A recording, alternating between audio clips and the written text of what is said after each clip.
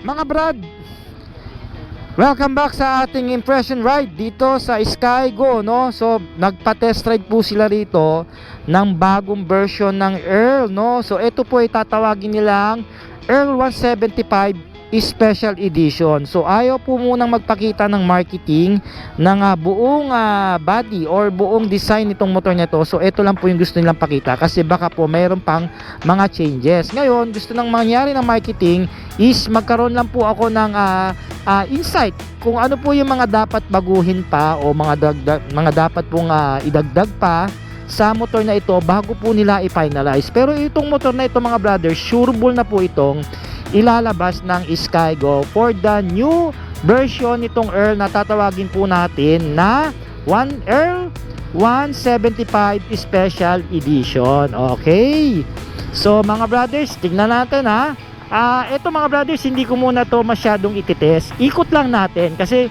gusto lang naman malaman ng marketing kung ano yung masasabi ko sa motor. Pumayag naman sila na ma-vlog ko yung aking exclusive test ride dito. Wala naman problema, malakas naman tayo sa marketing.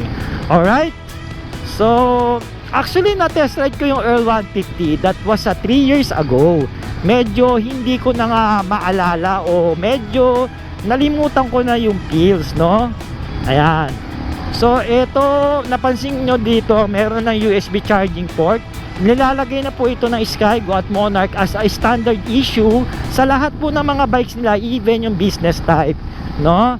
Pansin nyo yung digital meter mga brothers, hindi na analog, digital na siya. Kukompare natin siya dun sa Earl 150, no? At isa pa, itong sa bar end, side mirror end ba nito, mahal po ito mga brothers, and kasama na daw po ito pag binili nyo yung Earl 175. Itong ang ginagamit natin kasi gusto ng Skygo na something na hindi na kayo magpapalit, no? Yung gusto nila ilagay na mga accessories na maganda o quality na, yun naman, no? Napakaganda po ngayon ng style ng approach ng Skygo. Una sa lahat, ganun pa rin yung riding gesture nitong si Earl. Nakayuko po tayo konti. And I can tell na mas comfy po ngayon yung upuan. Yan. Pero sad to say, hindi ko sa inyo mapapakita pa dahil po hindi pa finalize yung design ng motor. Alright? So, tingnan natin. Taasan natin ng konti. So, ganun pa rin naman yung cambio niya. Naka rotary style pa rin naman siya. Pero upgraded yung makina. I guess yung makina nito is kinuha sa Wizard 175, okay? Yun naman yung some changes, ginawa na nilang LED yung mga ilaw. Ayan, hindi ko lang mapakita talaga. Ako na-excite ako mucha. Ayan ligo-ligo muna natin dito. So ngayon, pwede lang tayo tumakbo rito ng 40. Look at the rainbow. Woo! Alright, medyo, ganun pa rin, nakayuko ako dito. No, yun pa rin naman yung feels ko dito sa Earl, as a copy racer ng Skygo. Actually, bumenta talaga to Ayan, di ba? Ganun pa rin, magaang pa rin ng motor na to. Hindi mahirap pasunurin. Yeah, may power siya mga brothers, pero hindi ko po masasabi sa inyo since ayaw pang paano talaga ng marketing, no? And also, restricted po yung ating speed dito na 40 kilometers lang. So hindi po tayo makakapag-arangkada rito. Initial impression lang po ito. But again, napakaganda ng motor, no? I guess talagang marami na naman mag-aabang nitong motor na to pagka tinest ride na, pagka nilabas pala ng Skygo. So mga brothers, actually kausap ko na nga marketing, marami silang ilalabas na motor, lalo na ang Monarch, no? Ngayong taon. Ayan. So exciting year po talaga ngayong taon ang Skygo at saka ang Monarch, no? At na-reorganize sila, sigurado nga mas mabilis na po talaga ngayon yung paglalabas ng unit, no? Yun naman yung gusto ko doon. So ayan, no? Yeah, sarap. No, I guess mas malakas talaga to. 175cc, we expect na mas mataas na yung horsepower, yung torque niya, no? Ayan, sayang hindi tayo makapagbiro habang nagtotok ako pero ganun talaga, kailangan sumunod tayo sa marketing, no? Kung hindi, mapapatalsik tayo. Alright. Yun, no? May power siya, magandang power niya. Napipil ko yung power niya around 5 to 6,000.